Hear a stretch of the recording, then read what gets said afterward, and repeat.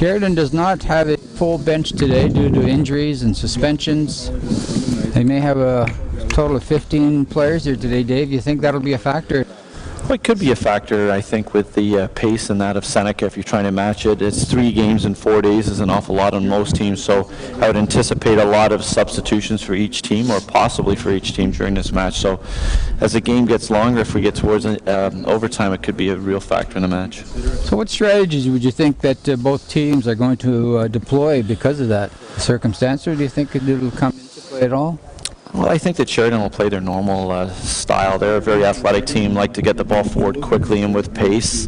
I don't think that they'll venture far from that. They are able to sit in, and they have a very good counterattack system. I think with Seneca, they're going to play. Coach Geiser has a very organized squad here, so I think that they'll play through their system, 4-4-2, 4-3-3, depending on how he decides to start. And I think from there, they'll gauge the willingness of Sheridan to compete. Dave, I know that Durham College is hosting the Nationals this year. It's the first time in 20 years, I believe. Yeah, 20 years. And you guys have been doing a lot of work preparing yourselves. Can you tell our viewers what to expect? Well, I think it's very exciting. I mean, we're very excited to be hosting at Vassal Field this year. We've spent over $2 million revamping our soccer facility at the college and Ontario Tech University there.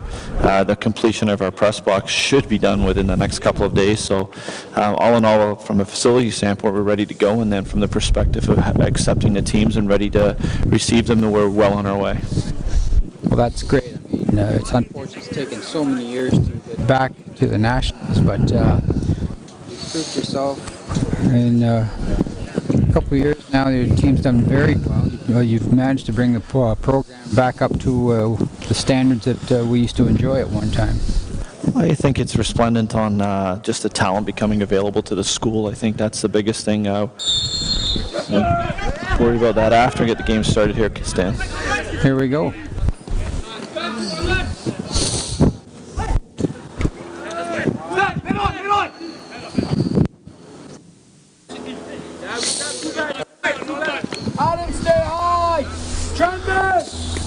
First corner kick of the game there. Sheridan showing athleticism, just trying to get the ball forward as quickly as possible and putting pressure on the back line, testing them early in the game. I made comment yesterday to Coach Ian from Fleming in regards to the set plays that the players no longer put somebody in the back post to attack. They'd rather clump up together and attack the goal. I think a lot of that has to do with just different strategy. And there we go, perfect example what you're talking about, Coach Bambino. Number 20 there cycled from the top of the box to the back post and drove a header down into the ground. Unfortunately, just bounced over the bar. And I think set pieces now, you want to have moving players as opposed to static players. It's just harder to defend with the new rules about grabbing and that in the box. Well, again, Coach Ian was not impressed by short corners. Explaining yesterday, in my opinion, they're good because they give you a better angle to shoot on goal. However, not everyone feels the same about that. Do you practice short corners at all? Yeah, we have it built into our program. I mean, it's one of those things where we look for a high player to go short, and if anything, just to draw an extra body or two out of the box to allow for a ball to be played into the box. So I think a lot of it's just based on the deception you want to put into the game. Right. And it all has to do with coaching methodology and what your beliefs are. And, of course, the talent that you have on the field. Most definitely. Looks like Sheridan started out in their 4-4-2 formation they played the other day, and a similar matching to that, except Coach Geiser tends to drop and only stay with one when the ball's low. Oh, bit of a knock there. Foul on number 20 there. Now, Dave, can you give us an update on one of your players who was severely concussed the other day, I think, against Sheridan? Yeah, he's doing quite well. Thursday was a very tough on him, but yesterday we got him out to see the doctors, and the prognosis is okay. He may be available to us for the national championships, but at this time we're not anticipating that he will be. But we've got a fantastic therapy staff at Durham College, and doctor program, so we're hoping that we can get him through and get him cleared from concussion protocol before nationals. Speaking of concussion protocol, the time limit that's involved in that, will he be ready to go for the nationals? Well, it all depends. He has to pass all of the testing that goes into it. It's not as simple as saying, hey, I feel good and I'm going to get to play anymore. So scramble play early as these two teams are trying to sort themselves out on the park here. It gives us an opportunity to fill in the gaps here. Yep. Two exciting happening now. They're just filling each other out. Ball out for Seneca throwing. There. Did you see the control? Great control here on the commentating table there. Our color commentator, the big D, Dwayne, here is always willing and able to provide some input for us. And the ball off Sheridan player for another Seneca throw-in. One thing about Seneca is that they have two very big and athletic strikers, hold up the ball very well for their supporting players.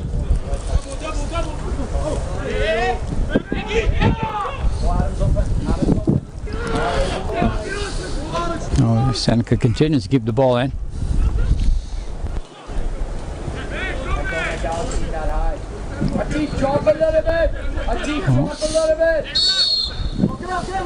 That defending there was well done by Sheridan in the end. I mean, over here we had a fantastic hold up by the thing, laid into the by the striker, laid into the midfield, and a good cross, just a little bit too high for the guy at the player at the far post there. And then Sheridan's athleticism showed again as he were able to close down and win the ball back and win a free kick. The change in the attacking play for Sheridan. Yesterday they were hitting the ball long and over the top. Today they're keeping the ball on the ground. I think a lot of that has to do with your opponent too. Coach Geiser has a very smart. Ball's won over by Seneca there, and a mistake by the number 2 from Sheridan. Defensive play there, Sheridan. Yeah, number 6, their captain. Their captain Anthony Wright is just a phenomenal player. Very calm on the ball, very athletic.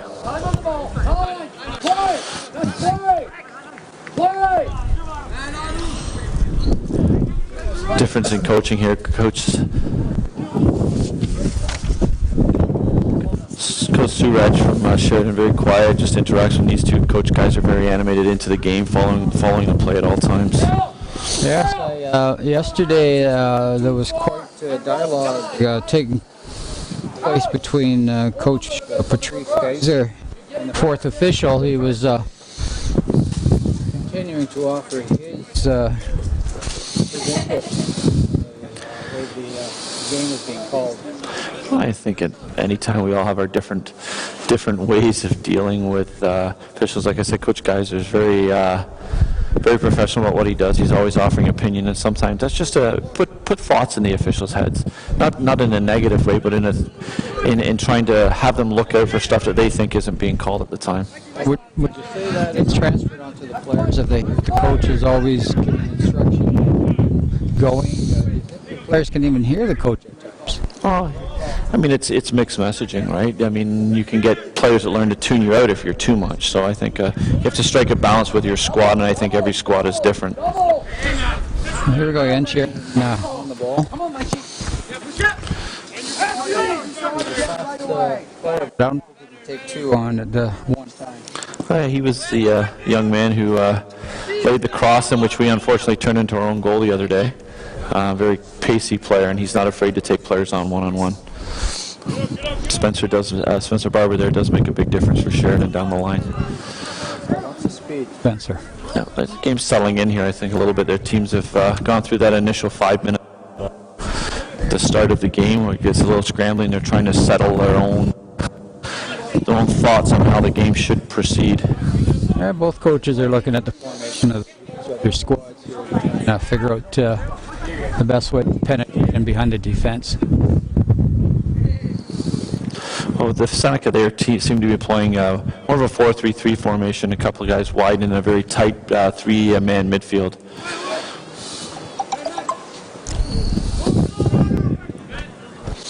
Again,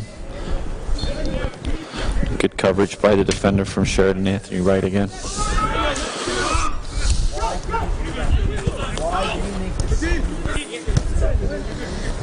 Ball into number 23 for Seneca. Ariel Munzagayomba. And here's a dangerous situation here, Dave.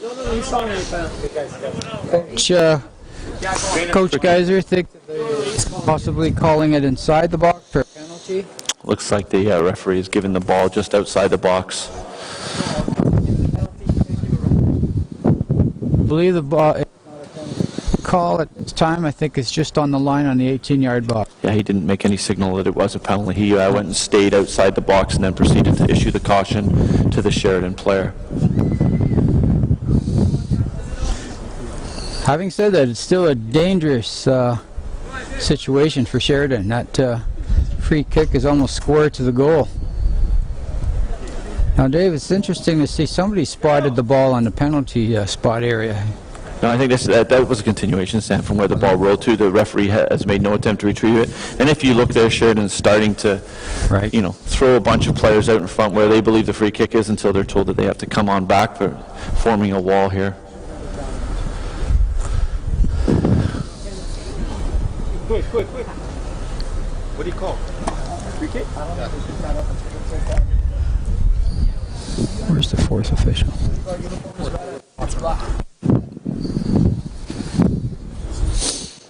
Again, we're waiting to see here. Free kick. Oh, it is in fact a free kick. It looks like number 11 for Seneca. Marcus McQuinn, and actually got about 3 players around. Number 18 from Seneca as well. Egeraldo Tavares.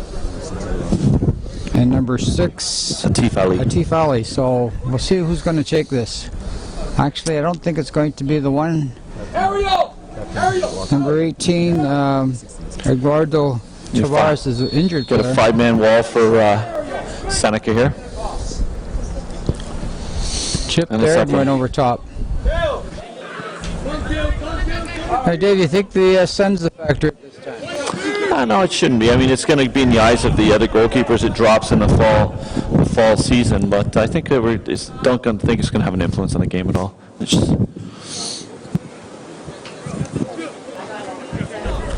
Here's Sheridan going back more to their long ball game. Long ball is seen from it. They may be reverting back to that. Long balls cut down on the running because they don't have the bench. They don't have as many players as the Seneca. There's no offside call there, Dave. Yeah, I think the goalie took a little bit of thing, but the referee was looking to play on. If he'd have picked the ball up, he would have just continued to play and waved the AR down. But right.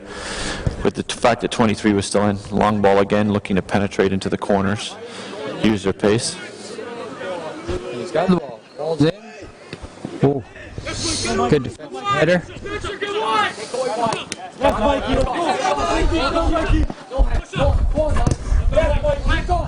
Keep going on your own, Mike. Michael Washington there, big boy. Wins the ball. It's an offside call. He gave me the ball! He gave me the ball! Sheridan player, number 20, Matthew Arin. Strongly. He was a little upset because the ball was actually pushed back by the Seneca player there, so that would have eliminated him rolling back.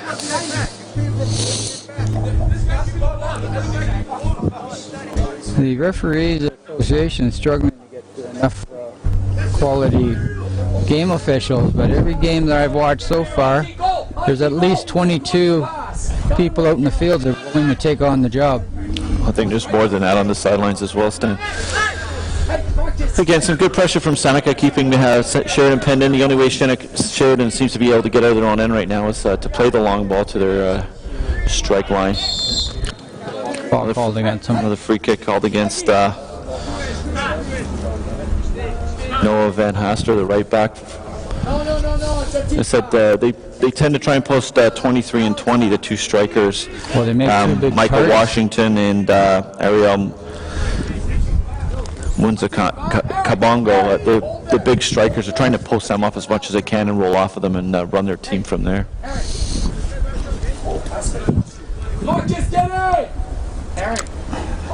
The setup is Not too many people short and behind. Ball's in. Oh, great goal there. The goalie hesitated ever so slightly, as did the one defender. And the big striker there, Michael Washington, nipped into at the back post. Little flick on and put it in the back post. Well, I mean, those are the most dangerous free kicks, really. What your object is there is you want to bend it at the back post and just flood the back. It freezes a goalkeeper because it's just one of those balls where it's in no man's land, and they've got a lot of pace coming in at them. They a lot of times keepers don't move on that. And I apologize, that was number 23 with the goal, Ariel Munzenkabongo. Bongo.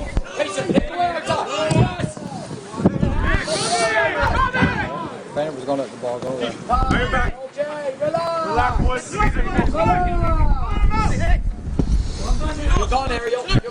Ball is on the ball.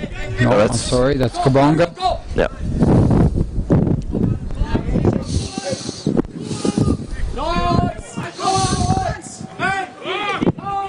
Sheridan is a team, though, that you can never take them for granted, even with an early goal. Bad giveaway.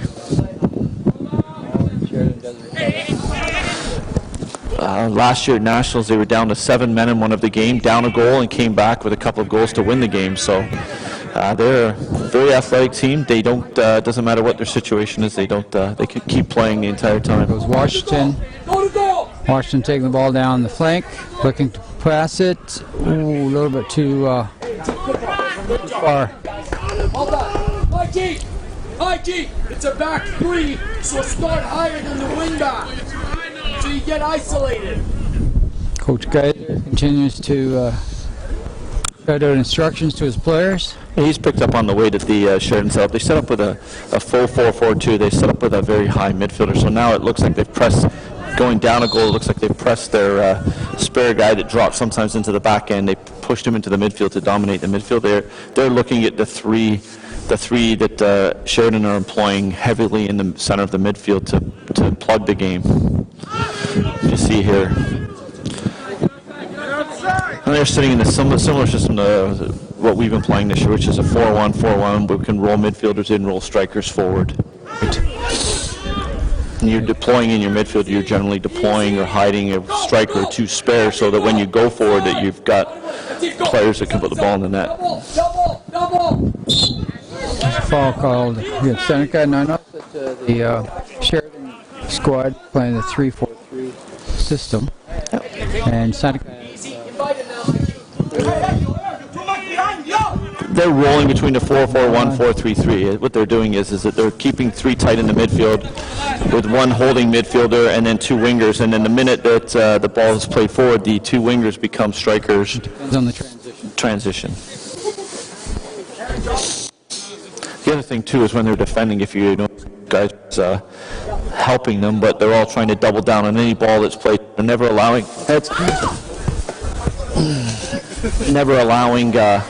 old goalkeeping days there. Stan, I tipped it off the bar. I think I broke my thumb.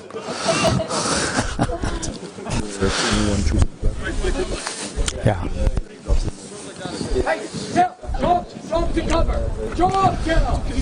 Throwing deep here to the big striker from Sheridan, scored a lot of their goals this year. Oh.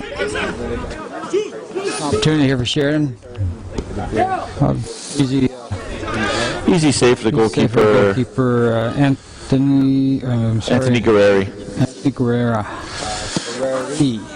Very athletic. He's a little on the small side for what most people would picture as a goalkeeper. Both of them are today, but they're both very, very athletic goalkeepers, which is a big help when you're lacking in a little size. Sheridan's keeper to me looks like he's beyond 6 feet. I think that now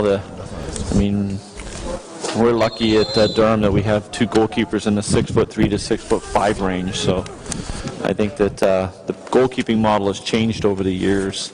The athletic, smaller shot stopper is kind of being overlooked for the bigger, tall boy. So the goalkeeper, as I mentioned, from Sheridan is over 6 feet. 1. Yep. And he hails from Brampton, I believe.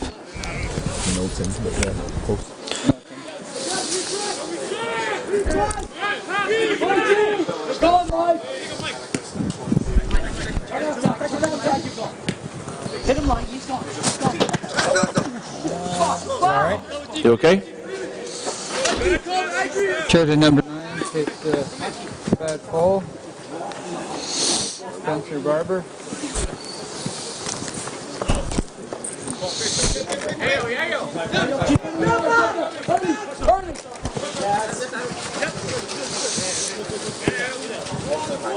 Despite Sheridan going down 1-0, they're still composed on the ball. Great job. Great job. Ball there, but no one there to pick it up. And it goes out of touch. Good play by the defender there. Yep. Very good, guided the ball out of bounds.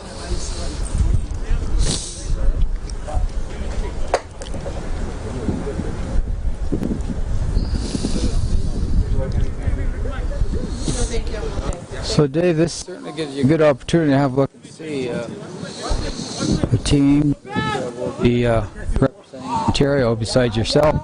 Yeah. Well, I think the ultimate goal for us as Ontario is going in as a host and having the other Ontario team. We're going to be on different sides of the draw, so we're hoping in the end is that we get to play in the 2 games and meet in the gold medal game. That was always the option. We're going to be in for a tough first game. I believe we're in a group with Pac West winners and a couple of other division winners from across the country. So it's going to be a tough go for us, but we'll be prepared and ready to go. It's a missed opportunity there for Seneca. Well, you've been fortunate enough to be able to go and scout some of the teams that you may be playing against last year. And have you gone out anywhere? No, I mean, with the video age, it makes it a little easier. It's not as much travel, a lot more video watching. But sometimes the subtle things are missed by the videos too. So last year I did get to go out to PEI and watch the Nationals out there, which was of benefit. Some of the schools that look like they're projecting to come back again this year. So you know systems of play and how teams are. And then from being in the NYMO 2 years ago, again, 3 or 4 of the teams are projecting to come, same coaching staff. So you anticipate that the systems that they're going to play are going to be somewhat similar. The athletes may be different, but the systems don't change much. I was commenting yesterday's game how the skill level has really increased in the colleges. However, there's still some schools like ourselves that don't have the population to be able to have a lot of depth on teams, I should say.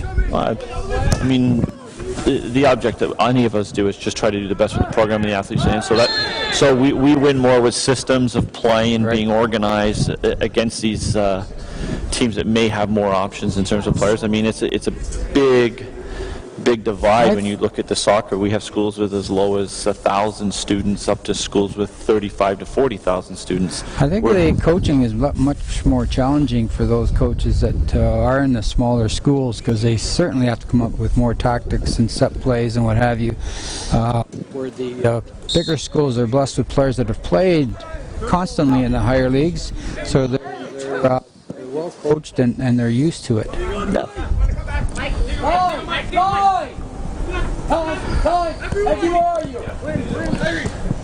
Again, looking to Ball play out out of wide. Washington.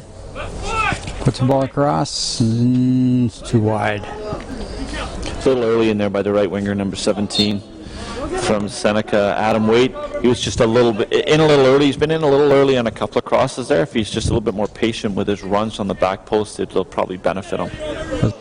Ball against Tavares, and now he gets the ball back. That's fantastic Big man. ball. Great Fantastic ball there. ball by Great Tavares. anticipation as well. So it's Sheridan has more position, but so when Seneca does have the ball, they do follow.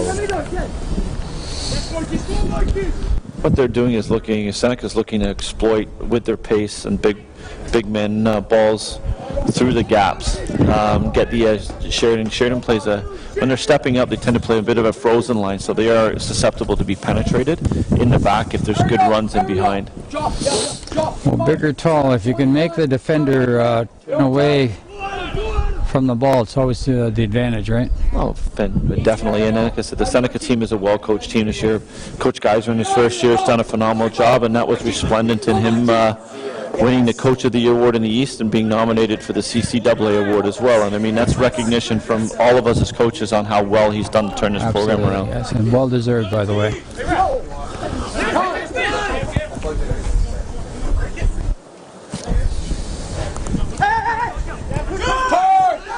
We're at the 23-minute mark of the game.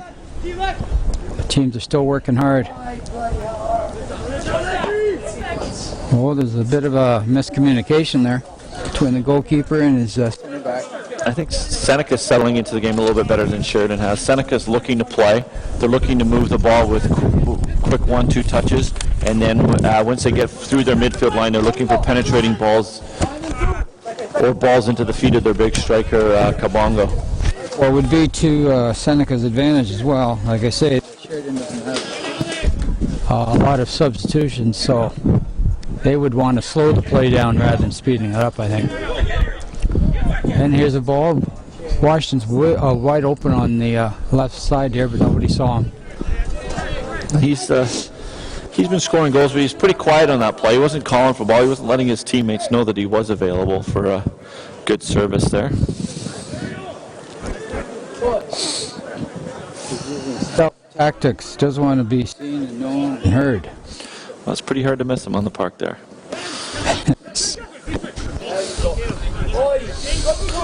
And I think part of having him play out here against Lefting is I think that they think that they've got an overmatch here against the right back of Sheridan. That young man didn't play in a game when we played against him the other day. Michael Washington is 6'2". He hails from Ajax, Ontario.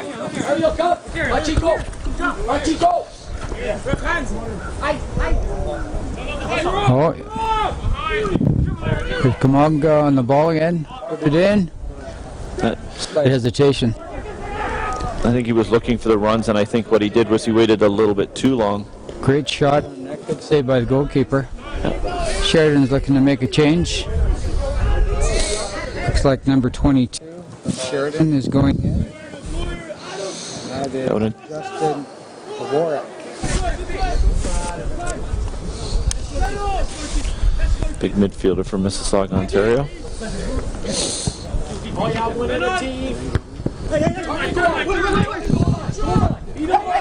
And Washington on the ball here. An overlapping. Opened up the middle. Oh, absolutely great shot by Washington, and even better save by the Sheridan goalkeeper. Markic. Michael Markak. Just an idea on the ball. Two. Coach Kaiser continues to shadow instructions for his team.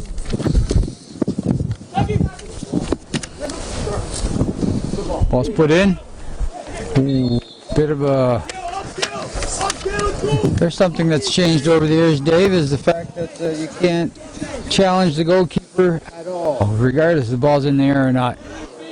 I mean, like every rule in every sport, I think they go from left to right all the time. I mean, right now we're in this period of time where anything towards a goalkeeper is deemed a foul.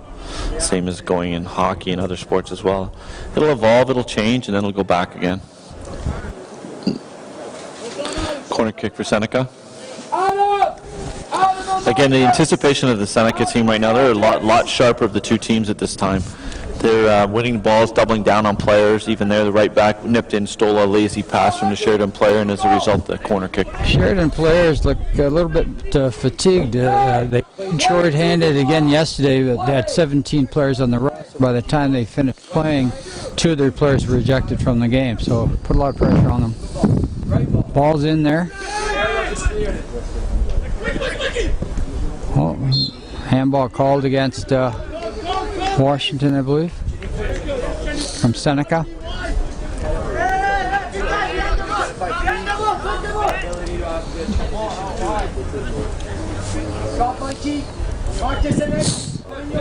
Keeper's looking for someone to move for him.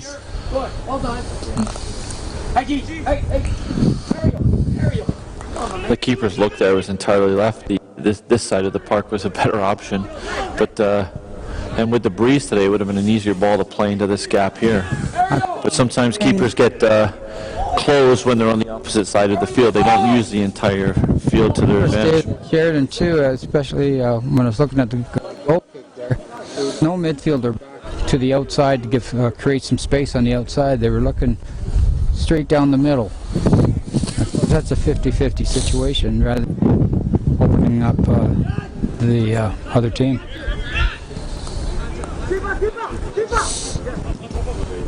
Hey, guys who's got this back line very well organized. Looking to play, and even when they play back to the keeper, looking to exploit gaps to receive the ball back.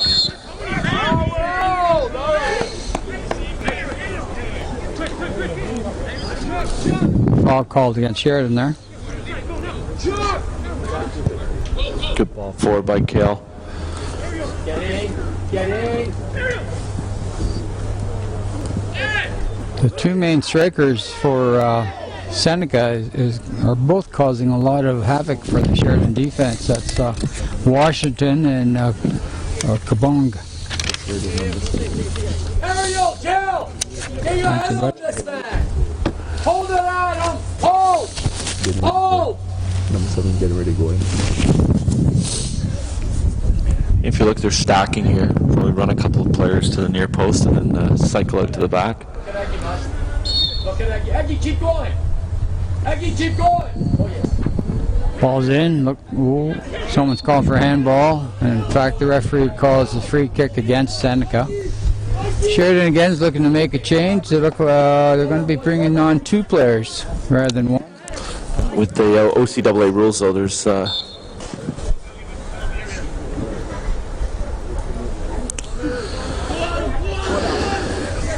that's a big adjustment even going into nationals for us. The rules for substitutions change. You go to a 5 cards a game unlimited at halftime, and the substitution on any play. Whereas in the OCAA we play a strict goal kick, throw in, piggybacks if allowed, and goals. So there's a little more limited substitution rank, but you allowed more of them in a game. Well, I think that should be unlimited situations to substitute besides goal kicks and throw-ins and injuries. In the OCAA, that is. So number 8, Daniel Pereira. Keep it up! And number 17, sorry, number 20, Matthew Iron.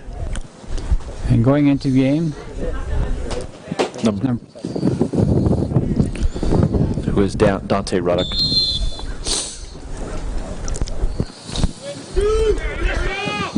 held up. I don't know whether it was from the wind or just a bad kick there. A little bit of a crosswind. It is 10. It's just blowing across just enough in that area that if anything out left, it's going to get knocked down. That's why, advantageously, if the keeper was looking at his thing, you'd move it and try and play more out this way. If he's wanting to, it'll do a longer ball. Not too much strategy on the goal kicks. I haven't noticed anything new.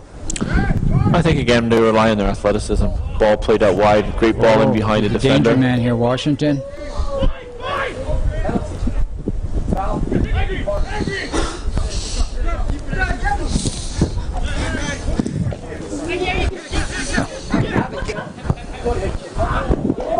What looked like a good situation has turned into a bad attempt on the shot on net. Just be 8. Urgency to get the shot on net. Hold it off. Just a bit quicker. Hold on, Dave. Hold on. Here we go again, Dave. I don't see any set play for a goalkeeper here other than kicking the ball down the middle. I think again they're looking for their athleticism, but they're equally athletic. That's a good ball. Cost them. And there's 2-0. 2-0. Good goal by Kabongo. Kabongo has scored a second goal. That was probably one that's given to him on a silver platter there. Bad kick out by the goalkeeper. And that's what we've been talking about, Dave, is the fact that there's really no set play for the goalkeeper. He's just kicking the ball for the sake of kicking it. Well, a lot of the Sheridan players are static. They just don't have the energy that the Seneca team has right now. Seneca's come to play, and Sheridan, unfortunately, seems a little bit like they're going through the motions here. That ball, they're looking to play it in, looking for a flick on, looking for one of their players to win it. And it doesn't help the keeper when the rest of the team is standing there, not presenting with anything to do. Let's see if they rise their game here. So at the 33rd minute mark, Seneca has taken a pretty good lead, 2-0. And they've been by far the better team in this game so far. They're getting forward. They have lots of opportunities. They've not connected on 5 or 6 centered balls, so Do you think that the format for the playoffs is too demanding for the teams that advance? Where they play almost back-to-back games one day after the other? I think that the Wednesday, last year it was the Thursday, Friday, Saturday competition. I think it was a good concept that they put in here this year with the quarterfinals, eliminating all the extra games that weren't necessary. We unfortunately played in one of those last year, and it was just a lot of drag going back and forth 3 days in a row at 7 in the morning.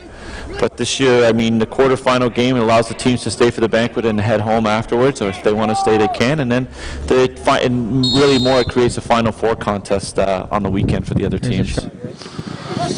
Now, having said that, Dave, the coaches and coaching staff is put in a lot of time for a schedule that only includes 8 games.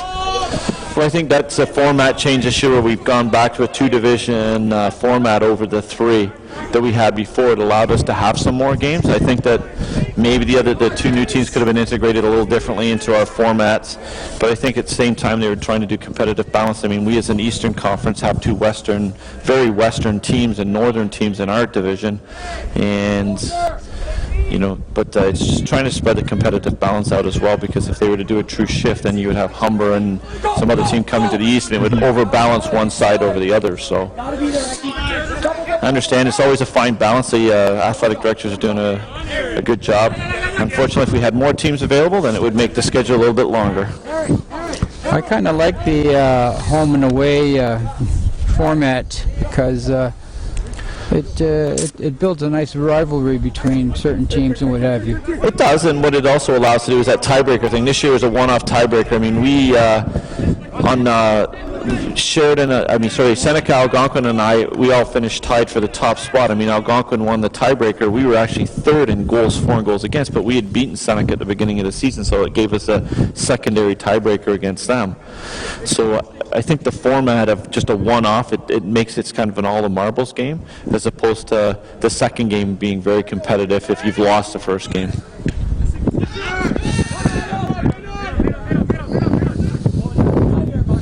Nice ball control by number 5 from Sheridan.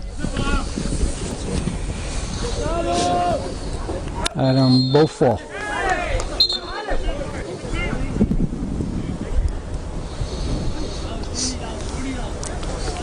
Player down for Sheridan. Just a little bit of a late tackle, took a knock on the ankle. I was just talking about number 5, Adam Beaufort, and he just a good knock there. And Alex Medeiros has been called forward, received a yellow from referee Weeks. Dave, there's a big change here from the regular schedule. When you're playing your games, when a man goes down, you have a tendency of calling the trainer in. But now if you do that in this, the player has to leave the field. And that puts you at a disadvantage. I have on my trainers, I have one of those leashes that hook around their waist, and if they're trying to go on the field, I just hit the reject button and pull them back. And a lot of it too is you've got a lot of these student therapists that we get in who do a phenomenal job, but some of them may not have been soccer people that have been around the soccer. I have 2 fantastic therapists this year who have never really been involved in the soccer world, so it's an education process too from the coaches to make sure that they're not going too soon, and you just have to communicate with them and not have them react to seeing a player go down. I noticed yesterday in one of the games as well, the player went down injured, and the first thing that he did was gesture to the sideline, do not send the trainer on. Now, would that be up to the referee, Dave? Well, I mean, at most times now the referees will go check. It's like, unlucky there for 7. Get some good skill, but a good cover by Kale Loffey, the center midfielder for Seneca. Again, looking to get forward.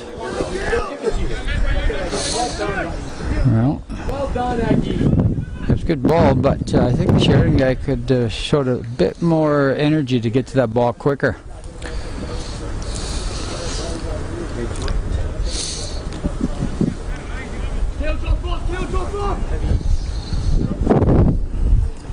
Throw-in was like a free kick there.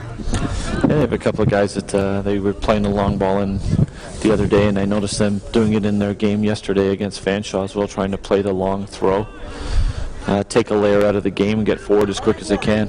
And here's Washington. Kabunga's looking for him. There you go. He's giving it to him. He's offside. The ball I think the ball should have been released a bit quicker. Yeah, and then good awareness by defender Anthony right there. He noticed that the player was making the run. The ball hadn't been released, so he stepped up and he was helping the AR with his decision.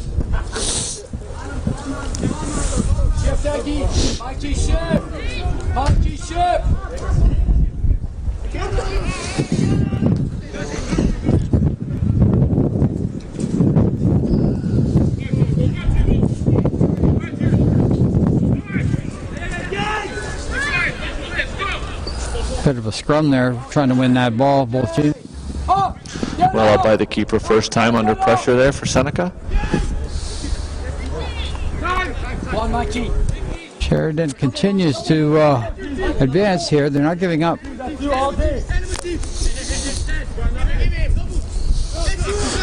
Looking for a ball to be put in here.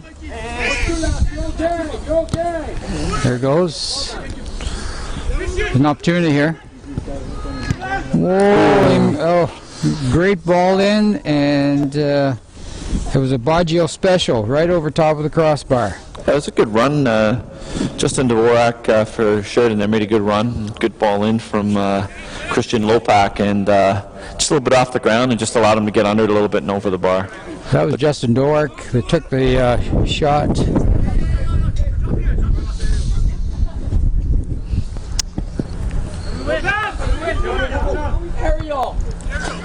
Good hitter there. One thing about the Seneca defense is they're very organized. Even then when they gave up the ball, the defenders are getting themselves in a good defensive position. They're keeping the game in front of them. They're dropping, paying attention to where everybody is and trying to cut the runs off. And a little bit of pressure from the defense there from Trendon Mason. Made Dvorak just launch under that a little bit.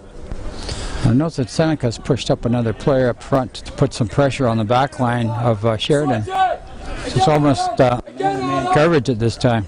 Yeah, I think they're trying to take advantage of the fact that Sheridan's pushing players on a little bit. So Coach Geiser's basically challenging them to say, okay, you want to do it, we'll do it as well, and then we're going to get forward better than you are. Good move there. He's taking it well. And he lost the ball.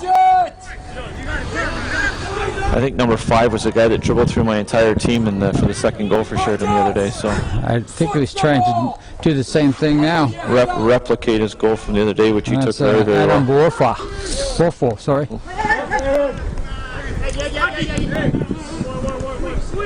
Score may be 2-0, but one goal by Sheridan will change it again. Sheridan has come back to life a little bit here. Yes, they have. Man wide open on the right side, but the ball didn't come, so now he's gone in and taken up some space. The ball's got to be moved a bit quicker by Sheridan. They want to carry that ball too much rather than passing it. I think what they're running into is that they're getting forward, their strikers are getting static, they may be running to offside position because the Seneca defensive line is holding very well against them and it's forcing them into an option they don't necessarily want to take as they're playing forward. Sheridan's up pretty good there, but bad pass there, blind pass by number 22 from Sheridan, Justin Dvorak. Yep. Had a great opportunity if he turned quicker and pushed the ball forward.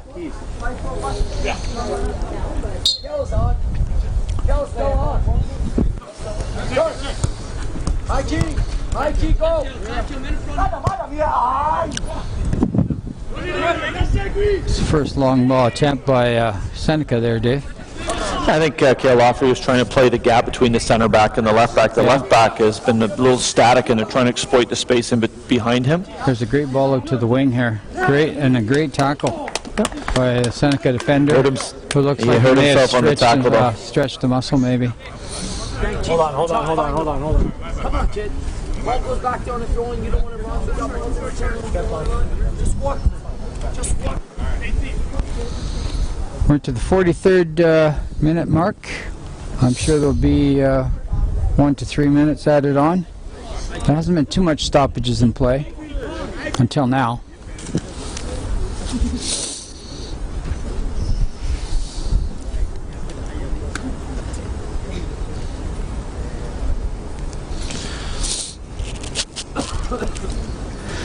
In our gold medal game, it will be Humber against Fanshawe. That should be an interesting game, Dave. Yeah, it's Humber, perennial powerhouse in the OCAA. Always, every year, able to put together very, very strong squads. Coach Aquino does a very, very good job keeping his teams at the top every year. It's nice to see Fanshawe College get in. They've worked hard over the years and had a few unlucky breaks that have helped them not advance. But this year they've done a great job, and they were the #1 seed in the West, deservedly so, and it'll be a very good game today between Humber and Fanshawe.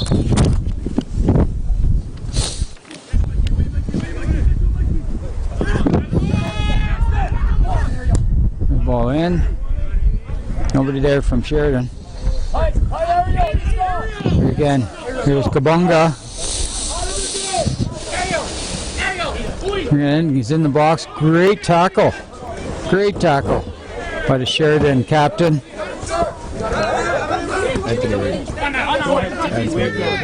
Anthony Wright.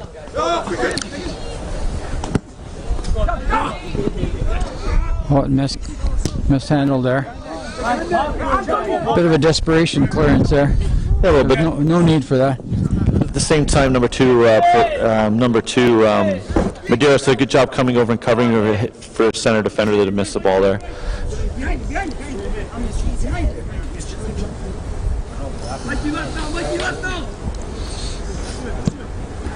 All in. Just quite a clash there. Luckily, nobody got hurt.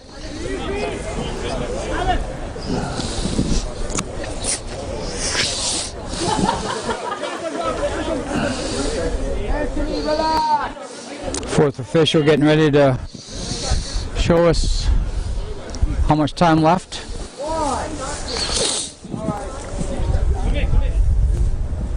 Alex, not getting front of your line. Next one. And we'll be playing 2 additional minutes. Alex, you're coming out too much.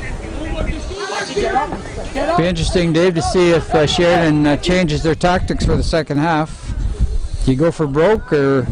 Well, I mean, at this point, bronze medal game, nothing to lose. Heads up, Stan. Nothing to lose. If I'm Coach Suraj, I'd be letting the team have a little bit of freedom, just push forward at this point. It's the last game of the season. Would you chance to win a medal in the back or keep it as it is? I think as you start to go during the second half, you start to push men on, take more and more chances. You fathom out the first 10 or 15 minutes of the half to see where that goes. If you get one back early in the half just playing straight up, then you can ease into it as opposed to going for broke right off the hop. Right. And there's no urgency here. I think the referee's getting ready to call.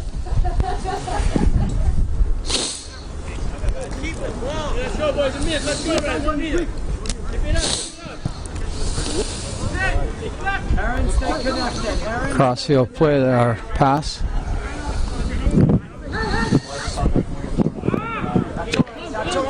Ball goes out of touch.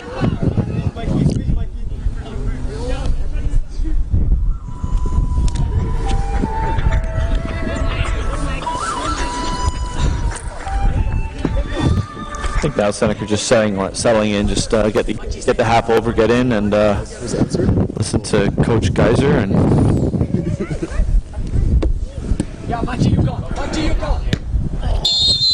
And there's the whistle to end the first half. Seneca's up 2-0 against Sheridan. Please stay tuned for the second half. I'm off. I like to make fun of you.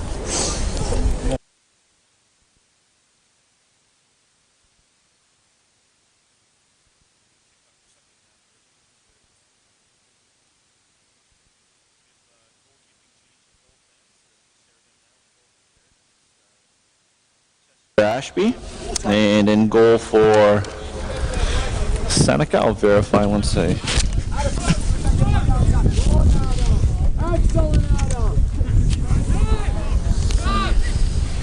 There's Julian Passante. Hello, I'm Dylan McIntosh. I'll be joining the broadcast team as we speak. Currently 2-0 Seneca. The second half just began. You talk and do the play-by-play, and I'll just fill in for you. Oh, okay. All right. Pretty fast second half. Sheridan's trying to get back into by playing high press game at the moment.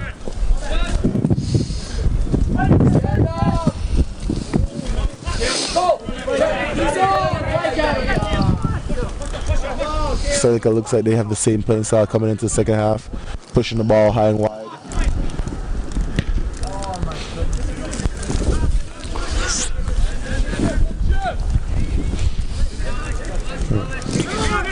Sheridan looks like they've changed their midfield and put a couple of new players in the game.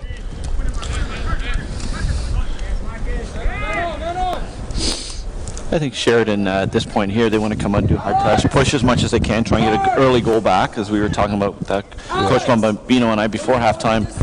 Just want to push and make sure that you try and get back in the game without having to give too much away, without having to push on too much and expose yourself. Oh yeah, definitely. You could tell by the way you started the second half. They're playing a bit more aggressive and high press. And I'm sure Coach Suraj is a very good motivator, very good tactician, so I'm sure at halftime he had some words of encouragement for his players. Most likely.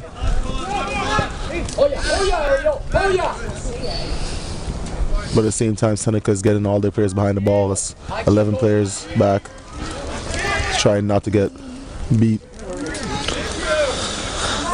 Shot by number 15 there for Sheridan.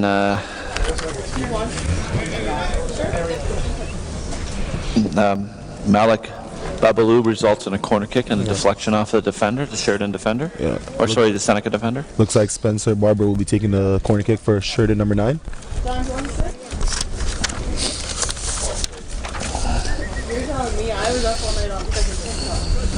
Should not be Aaron. That should be you, Adam. That should be you. Aaron, back in. Back in. Up. Mikey, go. Mikey, go. That's us. That's us. That's us. That was a very good defensive play by Kabanga. He recognized the pace of the ball, and rather than try and head it away forward where errors can happen, he just could continue the trajectory of the ball. Yeah. Everybody down in the reflex. Yes, sir. You could tell Sheridan has definitely come into the second half with a different energy from what they had in the first half. In the first half, they looked like they were kind of giving up, but towards the end of the first half, they kind of picked up the energy a bit, and they brought that same energy into the second half. Well, after they went down 2-0, they kind of became a little lackadaisical for about 4 or 5 minutes there, and the coaching staff was encouraging them to play with pride. Yeah. And sometimes it just takes a little bit of a reminder to get yourself going again, and it looks like I said at halftime, whatever was said in the change room has brought a little bit different spark for Sheridan here. I mean, and now Seneca's goal and objective is to try and get that next goal and take the enthusiasm out of the Sheridan team. Yeah. You can tell by the way they're playing. Looks like Sheridan had brought back Chester Ashby in that he started the past 2 games, got subbed at halftime in the past 2 games as well. So I guess it's just a system they have going on. Yeah, it's having watched Sheridan a lot this year, I actually asked the coaching staff afterwards why they subbed at halftime, and they just said that they've been rotating their goalkeepers all season long, so it's not unusual for them to make a change at halftime. Oh, okay, yeah. But you don't think that affects the way the team plays? Because from what I saw yesterday, I felt like they're having a really good game against Fanshawe, and then subbing a goalkeeper, like, to just change the way their team approached the game. Well, in the game when we lost them 2-0 the other day, the goalie in the second half made a couple of really good saves. So, it's a catch-22 at those times. If you have 2 strong goalkeepers, you're trying to keep everybody encouraged and engaged. Yeah. That's the hardest thing as a coach is how do you do it? How does it affect your team? How does it affect your team balance?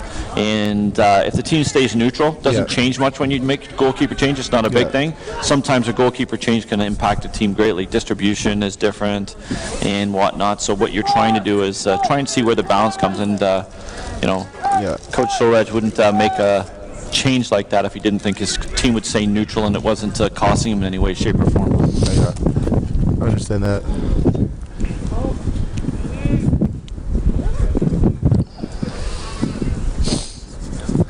think the reality is it's the next 10, 15, the first half of the second half is what's going to dictate. If Sheridan's able to get one back in, the game will probably pick back up and be very, very quick until the very end. If they don't, I think then, it may start to affect them, see their heads go down a little bit more because they're not getting the joy out of the game that they want and scoring a goal. Yeah, and you can see that as well yesterday against Fanshawe. When Fanshawe scored, they were fighting in the 88th minute or the 80th minute. You could tell their heads just dropped because they couldn't crack Fanshawe with the playing style they had going on. Yeah. And eventually, players got frustrated. They got a card, and that led to Fanshawe scoring another goal. Yeah. I mean, and the differences in the game the other day, we gave up the goal where we actually accidentally turned the ball into our own net on a good play by their striker to get the ball in. And then we tried to push on, and then that caused us to give up another goal, right? Because we left ourselves a little bit vulnerable. Even though we were down a man, the one thing you can never take away from Sheridan is their athleticism, their ability to get forward very, very fast with their front line. So we took a chance that didn't work for us, but... Yeah, one thing you can see with Sheridan, they're a very fast team as well. Right? And you know what? And the thing is that Seneca is very well organized, and they're sneaky fast in certain areas as well. And they don't break up straight away from their playing style. They have one playing style, listen to their coach, and you can tell they use it. Well, they're very organized defensively. They try and keep the ball when they're defending in front of them, and when the opportunity presents itself, they double down on everybody, making it hard for any kind of a successful ball to get forward, or at least a ball that's going to hurt them or penetrate them. Yeah.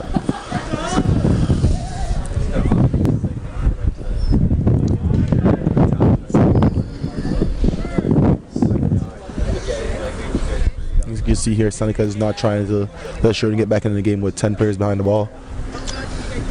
Like I said, I think that they're set up now. They're a little bit in the block. They're set up to not get scored on. Yeah. And then, but with Big Kabonga up front, if the one ball forward to him gives them the ability to. Yeah. Like I said, during the game they're dropping in. They're keeping three tight in the midfield all the time. Where they're pushing is their winger, so they're going from a 4-4, 4-1, 4-1, 4-5-1 into a 4-3-3 very quickly through transition, as opposed to sitting back in. Yeah, and having their midfield push. Yeah. So with that, you're saying instead of having them being caught out in the middle, or rather be caught out on the outside. Yeah, I mean, what they're doing is that they've got pace on the wings, and I mean, a lot of teams have gone to that. You see it in Europe, you see it here in the OCAA. Is a lot of teams, if they've got pace on the wings, they'll tend to drop them, so you've got a little bit more of the defensive posture. And what you're trying to do is get the defenders on the other teams to push forward. At that point, you win the ball. You've got the ability to transition with pace, and especially if you outpace their fullbacks. Good defending header by Kale Loffrey there for the Seneca Sting. You can tell the first.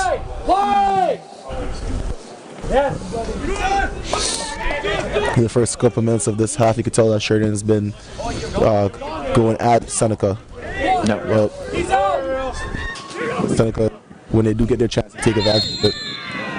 A free kick given up there by the defender. He had a little unlucky for the defender there, number 13 for Sheridan. Carlisle McKenna, he misplaced, and he's picked up his second caution of the game, which has resulted in a red card. That was second caution, right, Mr. Official? That was the second caution. Yeah, he picked up a second caution there and has been ejected from the game.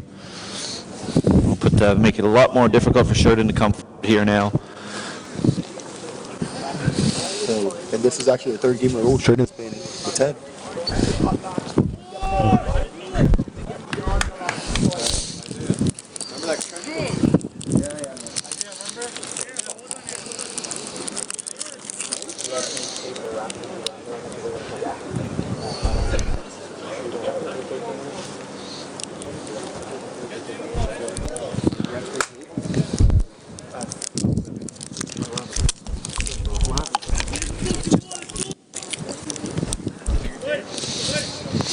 You see there the player looking to come in. A lot of players after the free kick here. And a fantastic goal there. Marcus McGinnis. Over top of the wall, diving down. It's a hard save for the keeper, especially based on the positioning. He's positioned himself on the outside of the wall. There's probably 5.5 yards to the other side, and with it dropping, it's dropping away from the goalkeeper. 11. Number 11. This just makes it harder for Sheridan to get back in the game, given the fact that they were pressing? Do you think their heads will drop after that goal? Well, interesting to see now. They've just gone down a man. They've given up a goal on the resultant free kick. So, again, I was at Nationals last year with this, watching the Sheridan team play, and they went down to 7 men and scored the winning goal. So nothing's out of the hand for them, but in the game it was a little bit closer than it is now. But at the same time, they have the ability to go forward.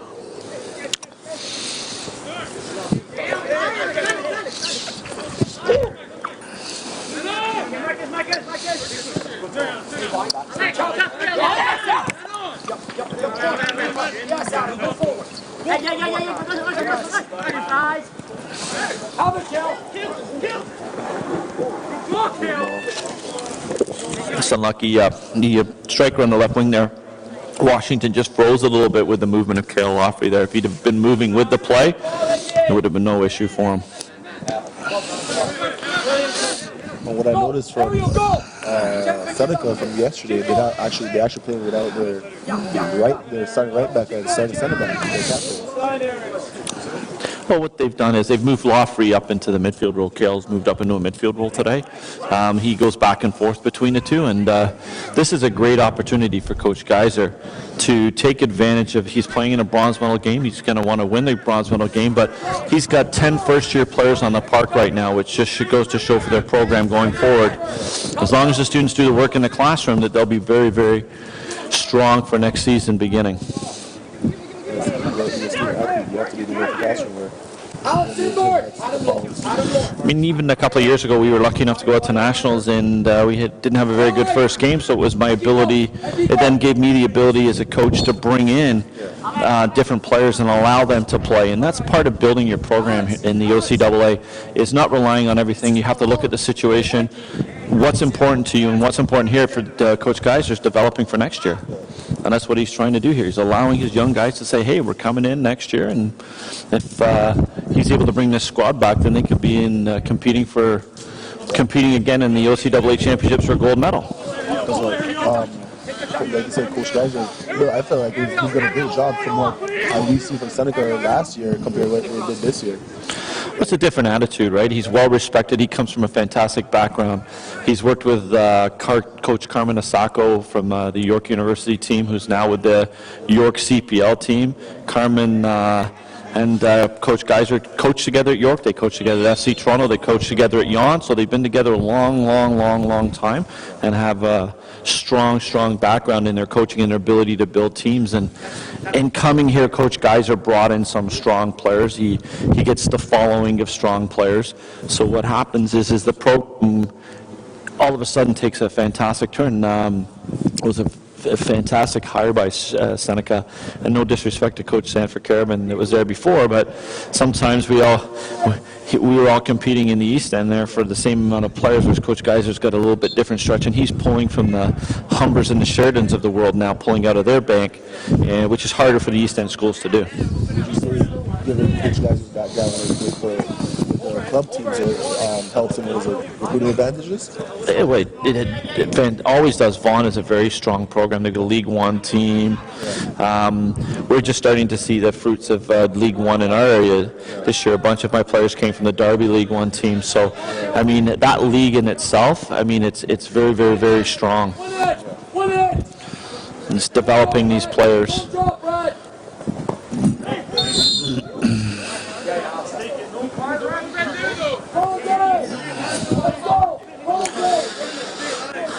Again, Seneca's dictating play. Sheridan's trying to get back into the game here, but it's going to be very tough for them. They're going to have to do this on their ability, move the ball. Especially 2010, right?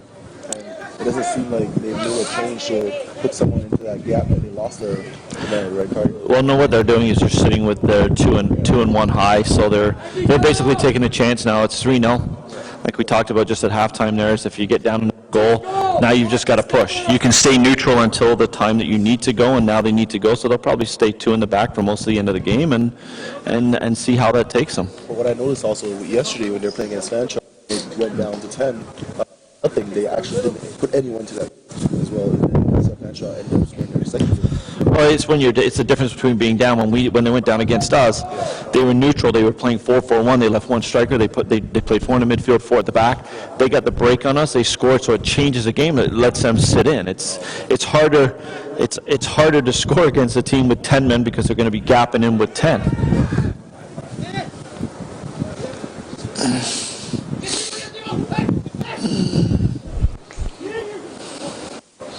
Unlucky there. Good effort by number 16, Javante Lane for Sheridan. Tried to take player one-on-one, just got deflected in the end back to the keeper. Javante's, fantastic season. Scored a ton of goals for Sheridan this year. Yep. Yeah, so leading goal scorer, all first team All-Star, well deserved. Especially for the first year coming into a competitive league like this. Definitely. Come on, Mikey! He's out! Oh, yeah. Question, you know what's happening before you go.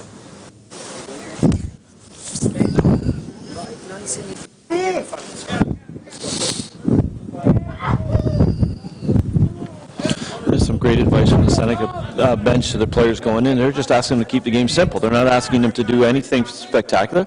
Keep the game simple. You keep the game simple, and really the spectacular takes care of itself then, right? Because then your individualism comes out. Good push forward there again by Seneca. You can tell Seneca is well coached by the way they play. Yep. Never break from what the coach tells them to do. Oh, and then at the same time, it's discipline, right? Yeah.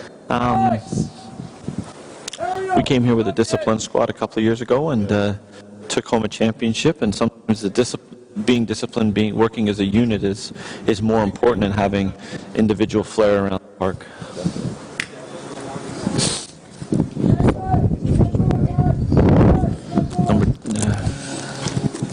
Number 2 for Seneca's come out, Alex Medeiros, and he's been replaced by Christian Franz. And Kabongo's come out, and he's been replaced up front by Isaiah Greaves.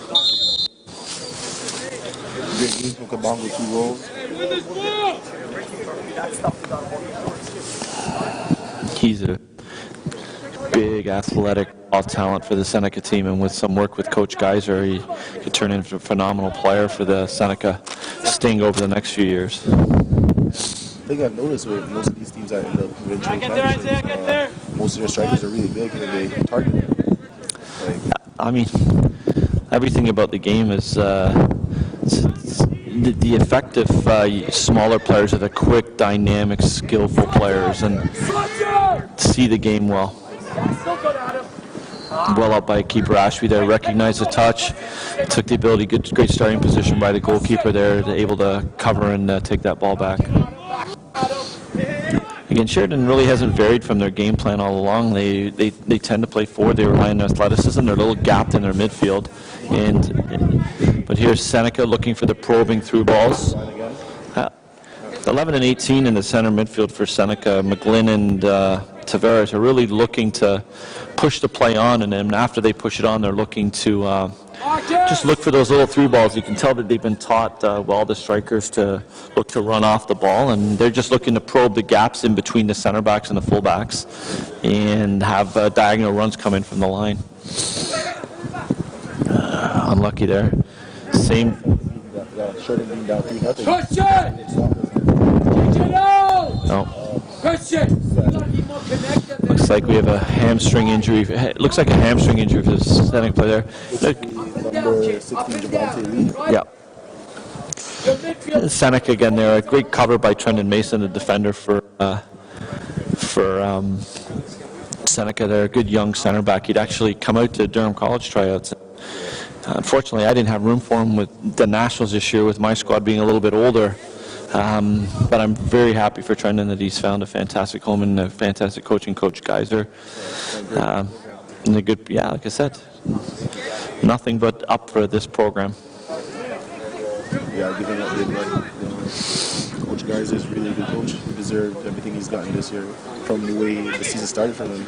Yeah. Watching the standings, I could see that they lost to Durham the first game of the season and went on a 9-game winning streak after that. But I mean, as a first-year coach, the first game, I mean, that's the coach myself taking advantage of the fact that they've got a couple of weeks to put a team together, and even on the first day, I don't think Big Washington, the striker, hadn't got his paperwork completed yet, so he missed the game simply because of getting himself registered properly. So, I mean, for us, it was a fantastic time to play them. Later in the season, who knows? Could have been a different outcome.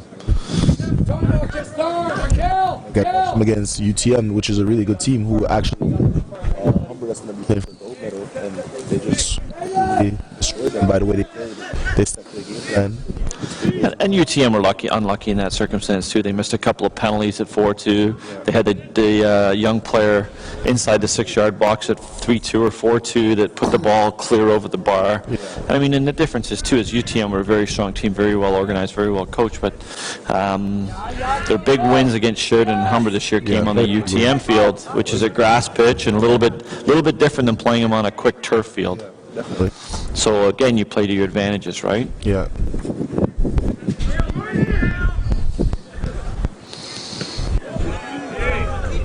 Some good skill there by the fullback for Seneca. All credit to Sheridan here. They're still looking to play. It's a good through ball, good combination play in the midfield, but a little bit of a big touch on the turf there and cleared away by the Seneca backline.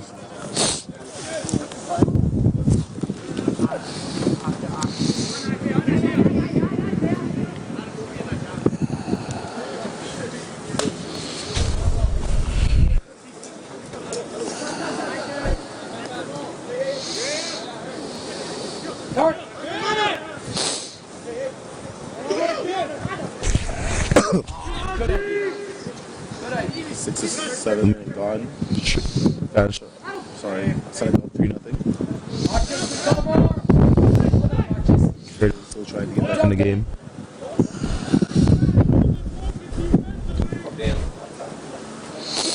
Double!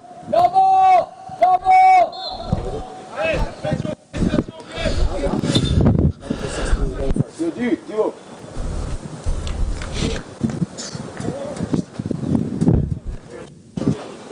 Number 20, Matthew.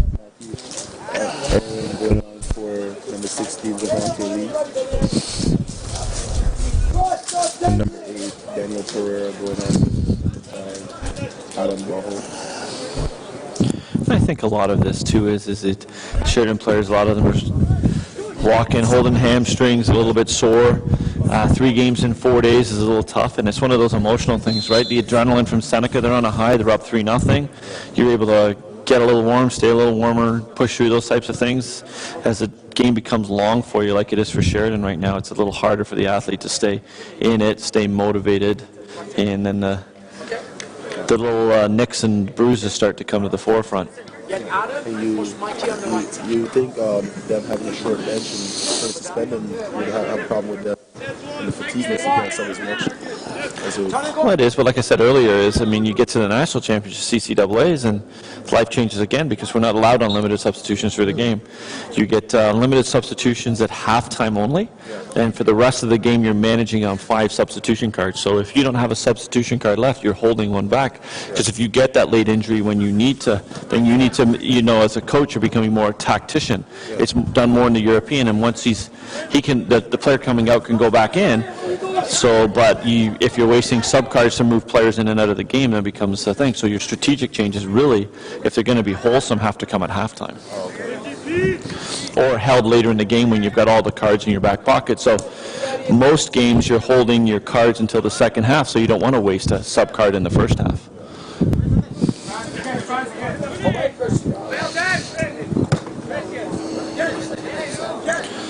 Seneca Sheridan trying to push on here and get themselves back in the game. You'd be amazed at what one goal with 20 minutes left could do.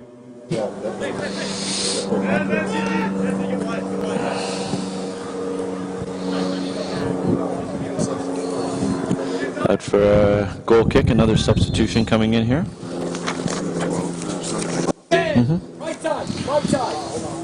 He's taking out number 17. Aaron Martin taking off number 17. Good stuff. Good stuff. Right.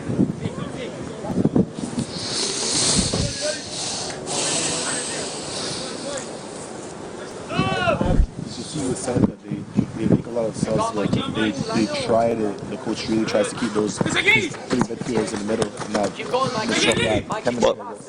But what it is as a coach, when you're making, especially when you're up in a game, what you're trying to do is not disrupt the core of the field.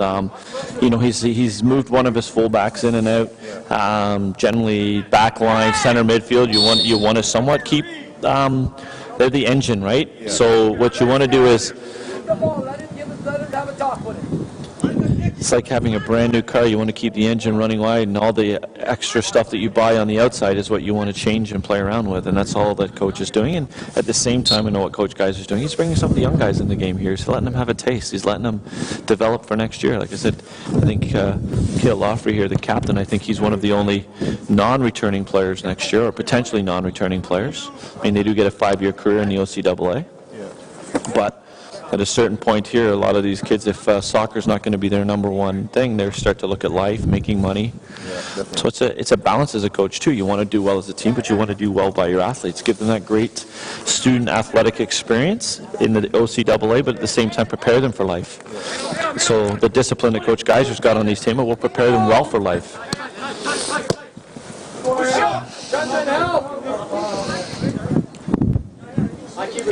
Good defending there by number 19, the center back for Seneca, Aaron Tenolio. Cale Lawfrey, the captain, was the first year? I think Cale played last year. Oh, no, Cale's a first-year player. I apologize. Cale's a first-year player. I was thinking of Dylan Campbell, who's been here for a few years and helped build the program, played under Coach Caravan before. Cale's a young kid out of Whitby, Ontario. I think Dylan is hurt right now. Got hurt. Yeah. He unfortunately, 2 players competing for a ball. He had a head clash in the side of his face when they were both trying to head the ball at the same time. A corner kick for Sheridan here. Number 9 going over to take it for Sheridan, Spencer Barber. Looks like Seneca's going to make another substitution. Sure. There's going to be number 7, Chris Momcolt for Michael Washington. Sorry.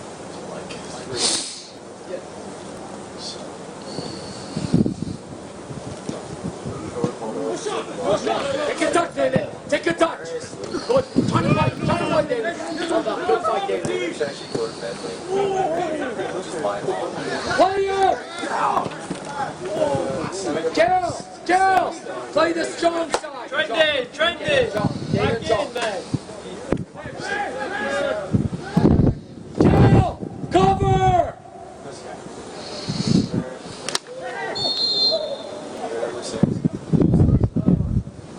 Second yellow. Gives it to him. That's the second yellow. Hey, bud. That's the second yellow. Hey. That's our friend. I got a warning on this side. Then you got a yellow. Now you got a warning.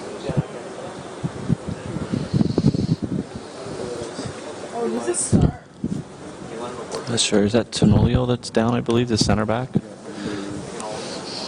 Maybe 17. I know, hold on. 19, Aaron Tenolio, the center back.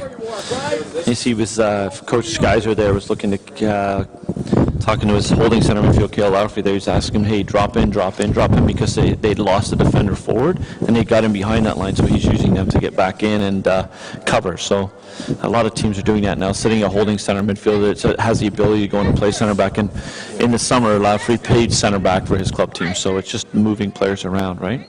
That shows the versatility of players nowadays in their teams. No, I don't need it. Don't need it. Get it. Aaron, where are you going? You're good to go. Ask the ref. Junior, leave him alone. Kel, hold that center back. That's a great turn by Washington. Ball out wide here. Into the box.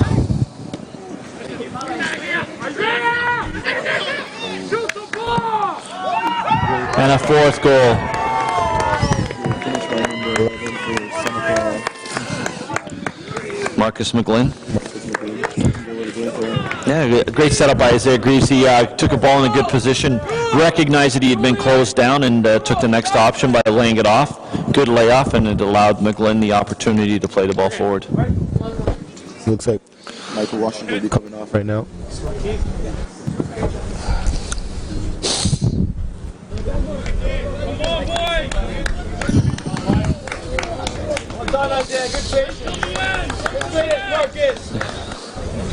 Washington here, a big player out of Ajax, Ontario, but he's played his youth soccer up in Vaughan for Coach Geyser, so natural fit for him to continue there, even though we have a wonderful school right in his neighborhood. But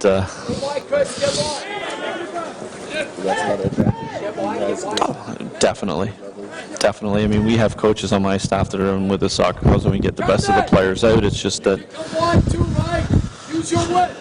there's only so many places you can be when it comes to picking players up. And with the college now, it's the travel for a player wanting to stay away from home is a little bit less. It's more localized, so you get the odd one or two players from outside, but for the most part, it's within your own area. So you really have to concentrate hard on making sure your athletes stay home.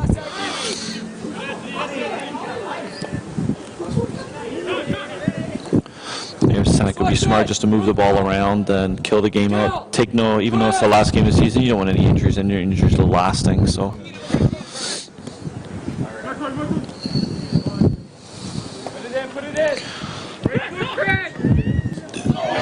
Oh, very good defensive play by the covering defender for Seneca. Sheridan, two Seneca players out front there, and came across and played the ball, and it went out off of a Seneca player actually.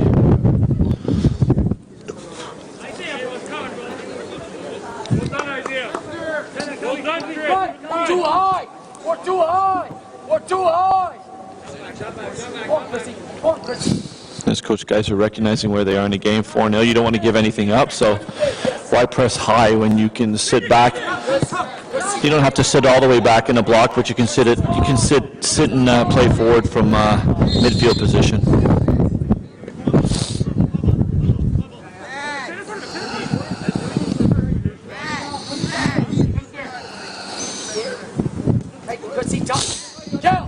Shift! Take it too high!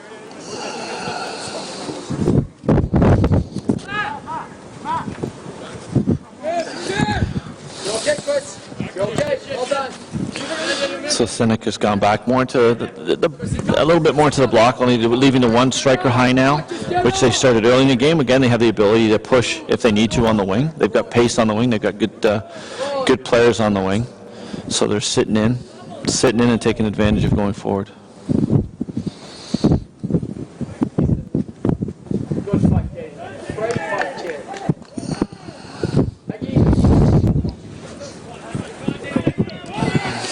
With the youth that Seneca has, you wouldn't be able to tell by the way they play against a more mature team like Sheridan. Like Chris, yeah, he's on. Christian, drop. Why are you here? Christian, drop hard.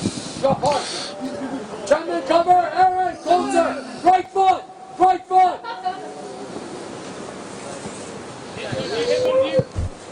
Oh, a fantastic save by Pasante.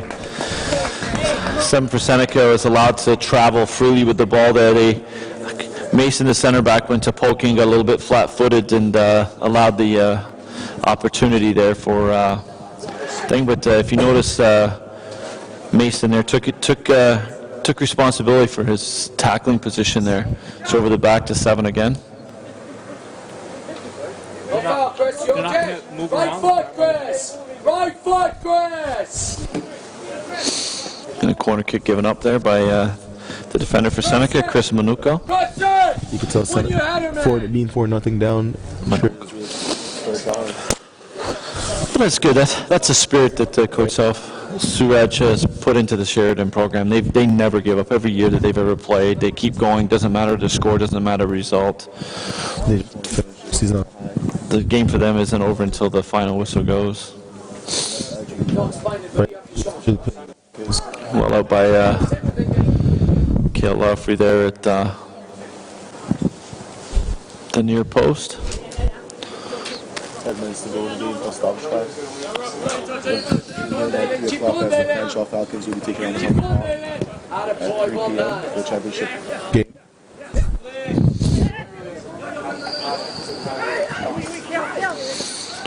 A good ball played early.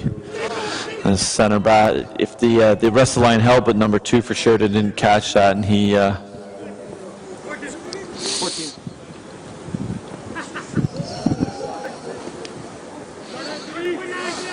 You coming in quickly? 14.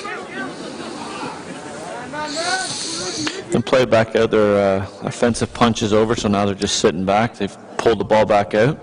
Switching down. Chris is on.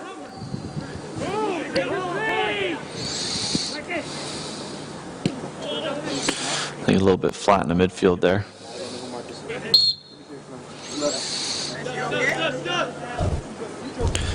Simple free kick given up by Lawfrey there. It allows his team to get back behind the ball, get themselves organized again to go forward again.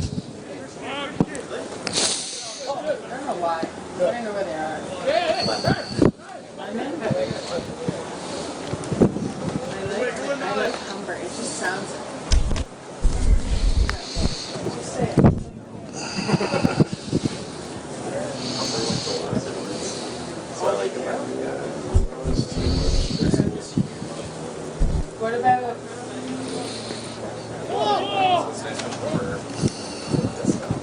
But they're so good. Right foot, yeah.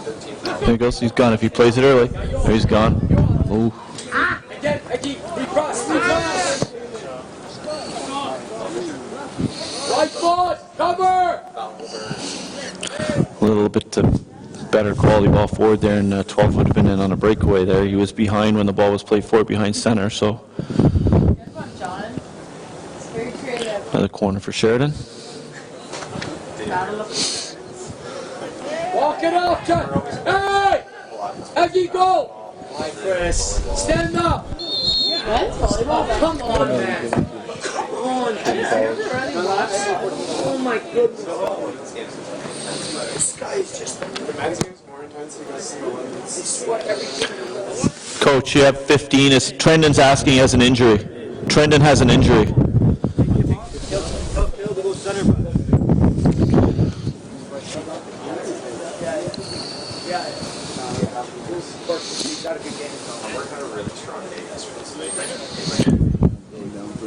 Yeah, Mason's had a very strong game for Seneca. Seems like he has a issue with his left leg there. I'm not sure if it's an ankle or a quad issue or a hamstring. Tail, inside right center back. Inside right center back. Inside right center back. Let's go, Jules.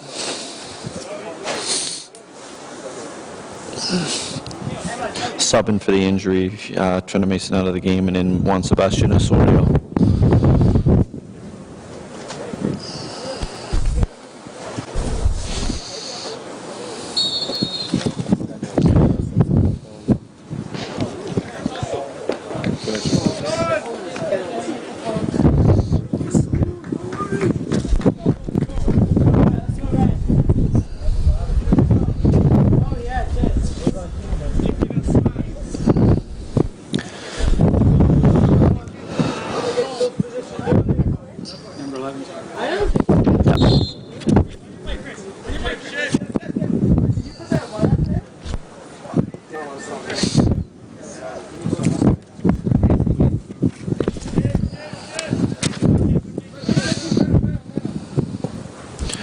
Good ball forward there by Lawfrey.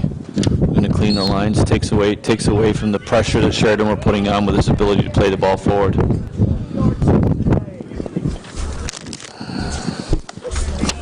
Card for Dalen Martin.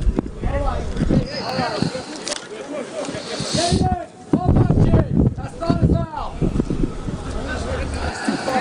back.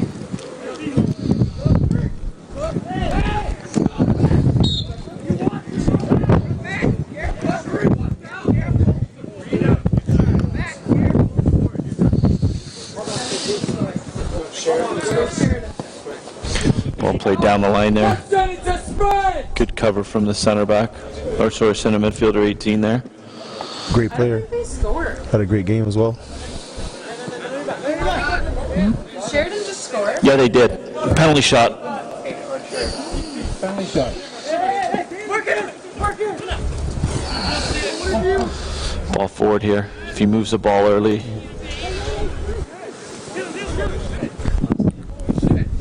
Hey, shut it! Don't say a word, please. Good run by 12 there. Great cut back in.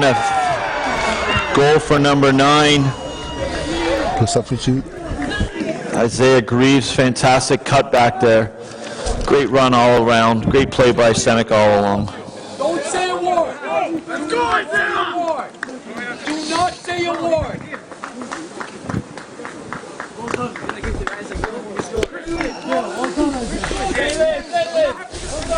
David, hold on, kid. That's a good advantage. Do not give the PK. Gia, let's go. Gia, let's go.